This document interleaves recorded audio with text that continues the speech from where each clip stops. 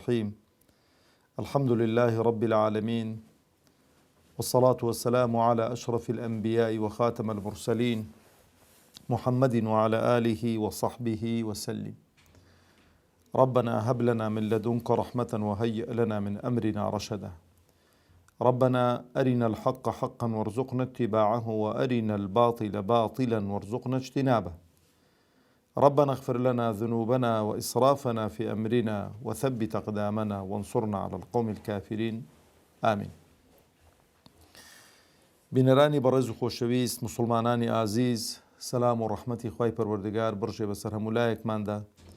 خوای پەروەردگار بە گەورەی و عەزەمەتی خۆی عاقیبەت خێرمان بکە، سەربەرز و سەرفرازی دنیا و قیامەتمان بکە، داهاتوومان لە ڕابردوومان باشتر بکە، بە مسلمانی بمان ژێنێ، بە مسلمانی بمان مرێنێ، بە مسلمانی زیندیمان بکاتەوە.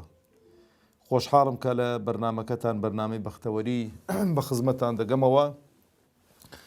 خوازیارم خوای پەروەردگار بە گەورەی و عەزەمەتی خۆی بەختەوەری دنیا و قیامەتمان بکاتن ئینشاء الله تعالی، و ئەو بەرنامەیە بخاتە تەرازووی چاکەکانمان. خۆشەویستان، مەرحەلە و قۆناغی سێیەم بۆ بەختەوەری ئینسان پاشەوەی کە خوا و پێغەمبەری ناسی عەلەیه السەڵات وەسسەلام، و ئەوجا ئەو ناسینە گوتمان ئەگە سەرچاوە بگرێ لە عیلم و زانست و لە دیراسە، محەبەت و خۆشەویستی بەدووادا دێت.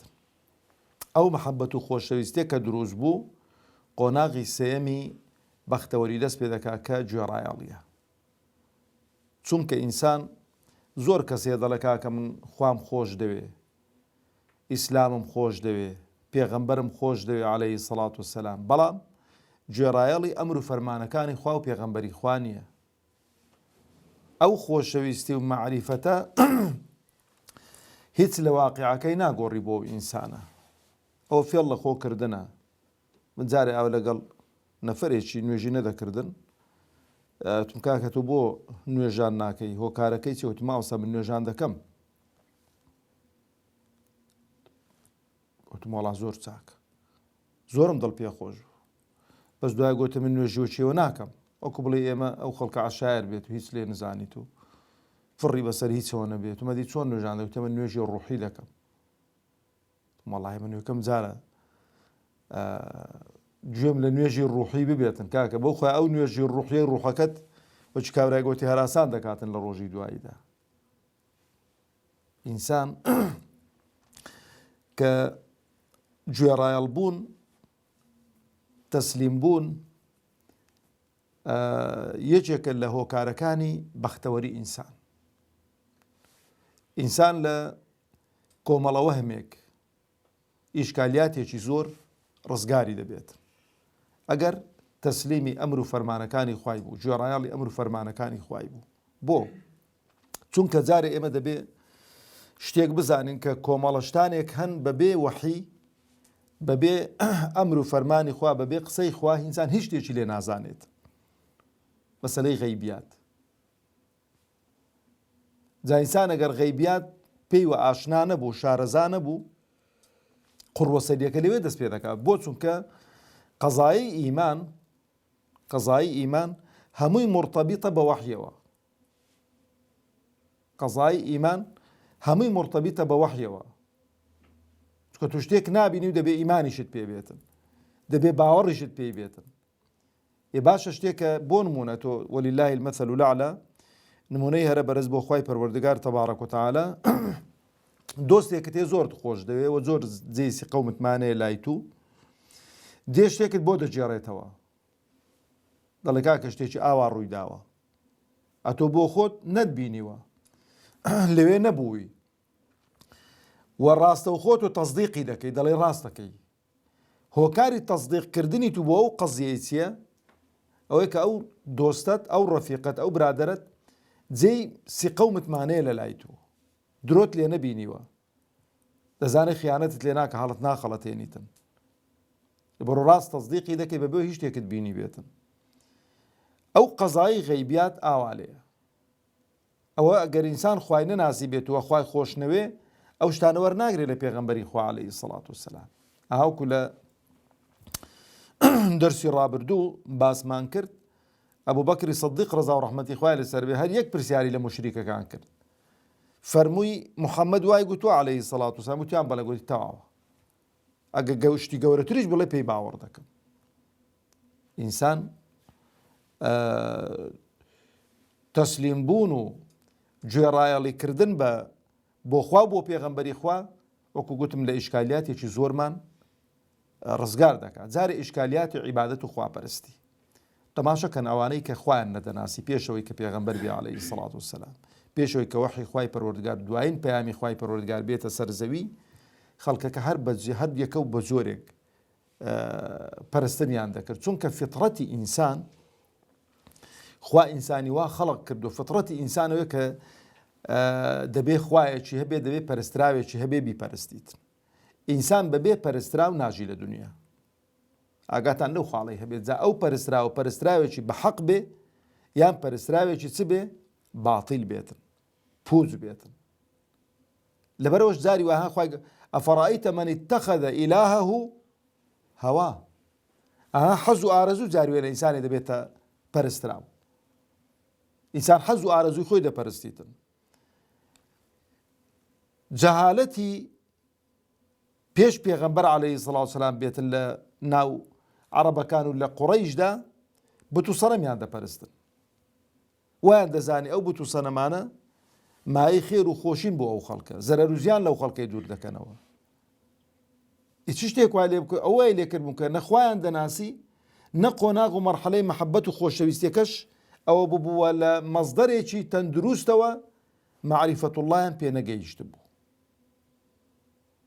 لەبەرەوە تەماشە دەکرد ئەوە بت و سەنەمێکی لە خورما دروست کرد بوو، ئەوە لە داری دروست کرد بوو، ئەوە لە بەردی دروست کرد بوو، ئەوە دەیڕازاندەوە، بۆنی پێدا دەکرد، لەگەڵە خۆی دەبەردە سەفەرێ. جا بە تایبەتی ئەوانەی کە بت و سەنەمەکان خورماش بۆ گەبەرسیش بانە خوای خۆیان دەخواردەوە.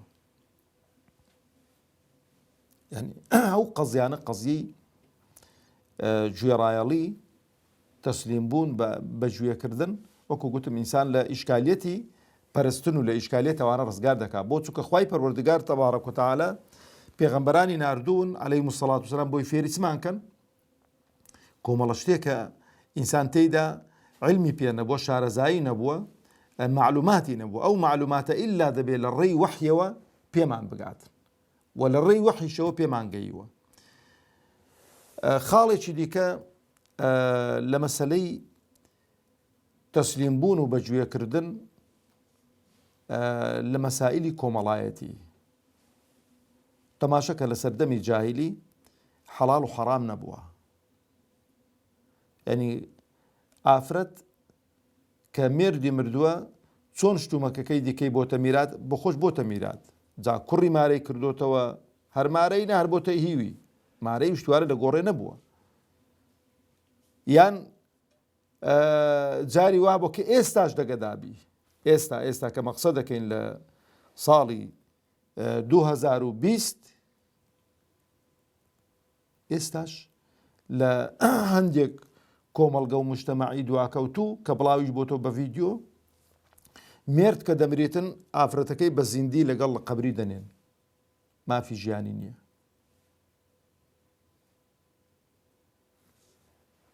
ئەو خۆشەویستی و معریفەتەیە کاتێک کە خوای پەروەردگار سنووری کۆمەڵایەتیت بۆ دادەنێتن، هەڵس و کەوت ئاوا دەکەی، ئەوە داکتە، ئەوە نەنکتە، ئەوە خوشکتە، ئەوە پورتە، ئەوە خێزانتە، ئەوە کچتە.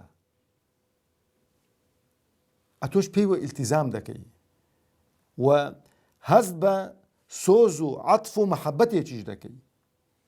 بەڵام کاتێک کە ئەو پەیامە نەبێ، ئەو ئیلتیزامە نەبێ، نەداک دیارە، نە کچ دیارە، نە خوشک دیارە، نە پور دیارە، هیچ یعنی سیلەی ڕەحم و شیرازەی کۆمەڵایەتی چ لێ دێتن؟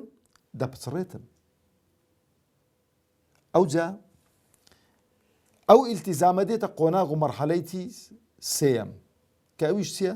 مەسەلەی معاملەیە، چونکە ئینسان بە تەبعی خۆی خواوا خەڵقی کردو پێویستمان بە معاملە و بە تیجارەت و بە کڕین و فرۆشتن و شت گۆڕینەوە لەگەڵ یەک دیکە. ئێوەش دەبێت خۆ سانسۆرێک هەبێت، دەبێت سنوورێک هەبێ بۆ ئەو بابەتانە. ناکرێت کابرا حەزی لە سێستا لە کە سانسۆرێک نەبوو کە سنوورێک نەبوو تەماشەت دەکرد کۆمەڵە خەڵچێک هەڵتڕۆقی بوون لە مەککەی ببوونە سەرمایەدارێکی گەورە خەڵکەکەی دیکەش هەر هەمووی خەڵکێکی چەساوە و خەڵکێکی زوڵم لێکرا و هیوا هەبوو کچی لە دەستدا بوو کوڕی لە دەستدا بوو خێزانی لە دەستدا بوو خۆی لە دەستدا بوو بەچی نەدار بوو دەچوو معاملەی دەگەڵ ئەو تاجیرانە دەکرد پارەی لێ وەردەگرتن بۆ معیشەتی خۆ قەرزی لێ دەکردن دەیگۆ بۆ دوو مانگانەگەرەتی ناو هەندەی دێتە سەر دەی هەندەی لەسەر کەڵەکە دەکرد پێی نەدەدراوە مادامەوە کوڕێکم بدێ کچێکم بدێ خێزانتم بدێ یان بۆ خۆت ببە کۆی لەی من بەشێکی زۆری کۆیلایەتی لە جەزیرەی عەرەبی ئاوا مەسەلەن دەستی پێ کردووە هەلا لە دنیاشدا ئەو بەشێکی بوو بەشێکی دیکەی لە شەڕ و شۆڕ و ئەوانە ئەوە بوو جا بەڵام کە ئیسلام ئەتۆ دەی مەسەلەن گوێڕایەڵی ئەمر و فەرمانی خوا و پێغەمبەری خوا دەبی بۆ دروستبوونی بەختەوەری پێ دەڵێ معاملە چۆن دەکەی چ شتێک حەڵاڵە چ شتێک حەرامە چۆن دەکەی چۆن ناکەی کامە معاملە نەهی لێکراوە کامە ڕیبایە کامە ڕیبانیە لەبەر هەندێک پێغەمبەری خوا عەلەیهی سەڵات وەسەلام تەماشا دەکەی دەچێتە ناو بازاڕ هاوڵی گەنمی لەسەر یەک ڕوو کردووە ئەو گەنمەی کە ڕوو کردووە لەسەر یەک پێغەمبەری خوا عەلەیهی سەڵات وەسەلام لەبەر هەندێکە ئێستا ئەو مەسئولانەی ئەمڕۆ ئەو لەوانەیە قسەی باو باپیرانیان ئەوانەی کە دژایەتی پێغەمبەرانیان کردووە عەلەیهیمو سەڵات وەسەلام ئەوەی جێبەجێ بکەن کە ڕەخنەیان لە پێغەمبەر دەگرت مالی هذا الرەسوول یەأکل الطعام ويمشي في الأسواق کو دەبێ پێغەمبەر بڵێ من پێغەمبەر نانی بخوات و بە بازاڕیشدا پیاسام کات و بە بازاڕیشدا بێت و بچێتن پێغەمبەر عەلەیهی سەڵات وەسەلام لەگەڵ معاناتی خەڵک تێکەڵاو بووە حرەس و حەشەم و خەدەمی نەبوون لە دەرگەی خەڵک بدەنە بەرشەق کامیڕەی چاودێری دانە نابوو خەڵک نەوێریتن بوێن دەرێدا بڕوا هەناسەی خۆی قەتع کاتن هەر کەسێک ئیشێکی بوو بێ هەر کەسێک پێداویستێکی بوو بێ هەر کەسێک زوڵمی لێکرا بێتن دەرکەی پێغەمبەری کراوە بۆ عەلەیهی سەڵات وەسەلام ڕئیسی دەوڵەتیش بوو پێغەمبەری خواشە بوو عەلەیهی سەڵات وەسەلام تەماشا دەکاتن دەستی دەناو گەنمەکەی ڕادەکە گەنمەکەی بنەوەی تەڕە ئەویش دەفەرمێ ئەو گەنمە بۆ تەڕە دەڵێ پێغەمبەری خوا شەوێ دیکە بارانی پێکەوتووە ئەدی مادام بارانی پێکەوتووە بۆ تەڕەکەت لەسەرەوە داناو بۆی خەڵکەکە بیبینێتن من غەشە فليس من يعني من غشنا فليس منا ئەوەی کە فێڵمان لێ بکە لە ئێمە نییە جاو لە ئێمە نییە مەبەستەوەی کە ئیمانی تەواو دانەمەزراوە مەبەستەوە نییە کابرا بە فێڵێکی وا لە ئیمام چێتە دەرەوە پێی مرتەد بێتەوە پێی کافر بێ ئاگاتان لەو خاڵی هەبێتن ئەو جا هاتووە کۆمەڵە قاعیدەیەکی دانا ئەو کەسانێک کە باوەڕیان بە خوایان ناسیوە و خوا و پێغەمبەری خوایان ناسیون و خوا و پێغەمبەری خوایان خۆشویستون گوێڕایەڵی ئەمر و فەرمانەکان بوون تەسلیم بوون لە زۆر شوێنی دیکەش دوسێ جاری دیشم باس کردووە هاوڵانی پێغەمبەری خوا عەلەیهی سەڵات وەسەلام ڕۆژێک پێغەمبەر عەلەیهی سەڵات وەسەلام لە نوێژێدا پێڵاوەکەی خۆی داکەند فەوڕەن هەموو سەحابەکان پێڵاویان داکەناندن پێڵاوەکانیان دانان بەزاگانن لە یەک شت بێتن ئەوان کە بە پێڵاوە نوێژیان کردووە مزگەوت هیچی لێ ڕانەخرابووە ئەو کاتەی سەری مزگەوت حەسیر بووە کە باران دەباری باران دەهاتە خوارێ و ئەو مزگەوتە دەبووە قوڕ ئەمڕۆ ناکرێ ئەتۆ بڵێ وەڵامە سونەتێکی پێغەمبەر عەلەیهی سەڵات وەسەلام تەطبیق دەکەم لە دەرەوە کەیفی خۆتە بە پێڵاوە نوێژ بکە بەڵام نەکەی بە پێڵاوە بچیوە سەر فەرشەکانی مزگەوت کەی بڵێ وەڵاو سونەتێکم جێبەجێ کردووە ئەوە جێبەجێکردنی سونەت نییە ئەو حاڵی نەبوونە لە سونەت حاڵی نەبوونە لە سونەت هەموو سەحابەکان پێڵاویان داکەناندن ئاوا گوێڕایەڵی ئاوا لێیە ئینسان کەی گەیشتە ئەو قۆناغ و مەرحەلەیەی ئاوا بەختەوەر دەبێت کە سەلامی داوە پێغەمبەری خوا عەلەیهی سەڵات وەسەلام ڕوحی گیانمان بە قوربانی بێ لی پرسیم فەرمی بۆ پێڵاوەکانتان داکەندن فەرمیانەی پێغەمبەری خوا ئێمە بەڕێزمان بینی جەنابەتمان بینی پێڵاوت داکەند ئەمەش پێڵاومان داکەناندن فەهمەکە چییە؟ فەهمەکە بە دواکەوتنی پێغەمبەری خوای عەلەیهی سەڵات وەسەلام بست بەبست هەرچی پێغەمبەر بیکە ئەتۆش بیکە. لەبەر چی؟ لەبەرەوەیان لەو ئاەتەی حاڵی بوون قل إن كنتم تحبون الله فاتبعوني يحببكم الله. پێیان بڵێ گەر ئێوە خواتان خۆش دەوێ بە دوای پێغەمبەرکەون عەلەیهی السەڵات وەسەلام خوا خۆشی دەوێت. فەرمووی پێڵاوەکەی من پیس بوو، جبریل عەلەیهی السەڵات وەسەلام پێی فەرموون پێڵاوەکەت دانێ، پێڵاوەکەت پیسی پێوێ. لەبەرەوە ئینسان کە نوێژ دەکات دەبێت جلوبەرگ و پێڵاو هەمووی پاک بێ.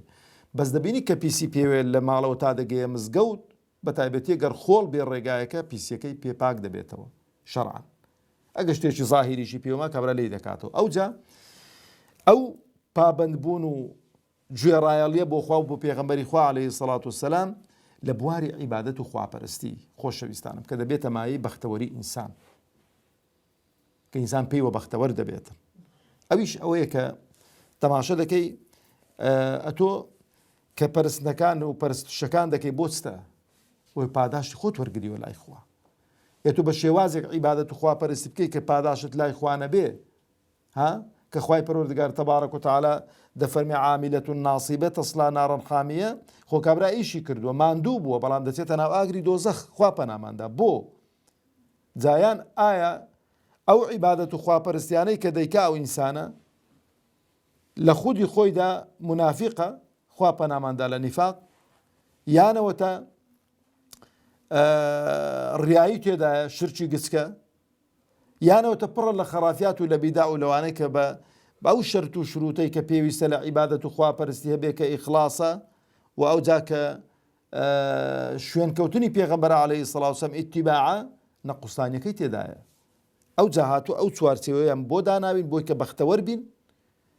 عیبادەت و خواپەرستیەکانمان پێی فەرمووین کە عیبادەت و خواپەرستی چۆن نوێژ دەکەین، چۆن بەڕۆژوو دەبین، چۆن زەکات دەدەین، چۆن حەج دەکەین، چۆن خێر و سەدەقە دەکەین، هەموو شتێکی پێڕاگەیاندووین. ئەها لە خێر و سەدەقەی والذین إذا أنفقوا لم يسرفوا ولم يقتروا وكان بين ذلك قواما. ئەوانەی کە خێر و سەدەقە دەکەن نە ئیسراف دەکەن بچن وەڵا بەچکە زاری وایە ئینسان عاتیفیە. کەسێک دێ تەماشا دەکات زۆر خراپە دەچی دەست و ماڵی دادینی هەر هەموو ماڵەکەی دەداتێ یادێ خۆ ماڵ و منداڵە شاخرە هەرچیان لەسەر شانی تویە کاکە. ئاخر ئەوانەش خۆت هەر لە ڕووی شەرعیەوە گە پێغەمبەر دەفەرمێ عەلەیهی السەڵام دینارێک لە پێناو خوا سەرف بکەی، دینارێک بدێ فەقیر و هەژار، دینارش لە ماڵ و منداڵت خەرج کە ئەوەی لە ماڵ و منداڵت خەرج کردووە لە لای خوای خێر و ئەوەی پاداشی لامان گەورەترە. بەڵام مانای ئەوە نیە هەمووی هەر لەوان سەرف بکەی. تەوازونێک شەرع هاتووە، پێغەمبەری خوا عەلەیهی السەڵات وەسەلام پەیامی خوای پەروەردگاری کە بۆ هێناوین تەوازون دروستکەین. وەکانە بەینە ذالکە قەوامە، لەو نێوەندەیدا نە ڕەزیل بە نە موسریف بە. ئەوجا ئەو گوێڕایەڵیە هەر کەسێک کە ئاوا گوێڕایەڵ بوو بێ بۆ خوا بۆ پێغەمبەری خوا عەلەیهی السەڵات وەسەلام بەختەوەر بووە و ئاسوودەیی بووە و دائیمەن بەختەوەریش خۆشەویستانی خۆم شتێکی وەکو ڕوحی وایە لە ناو دڵ و دەروونی ئینساندا ئینسان هەستی پێ دەکاتەوە نیە پێێتەوە یا مەسەلەن جلوبەرجێک بێتن ناوی لێ بنێ جلوبەرجی بەختەوەری کابرا دەبەریکە ئیواهەیە جلوبەرگەکەی زۆر جوانە، سیارەکەی زۆر فاخیرە، خان و قەسرەکەی زۆر بەرزە، بەڵام لە ناخیدا ئەو بەختەوەریەی کە خوای پەروەردگار بە خەڵکی خۆی دەدا بەوان نەدراوە. تا حەڵقەی داهاتوو بەخوای پەروەردگارتان دەسپێرم. والسلام عليكم ورحمة الله وبركاته.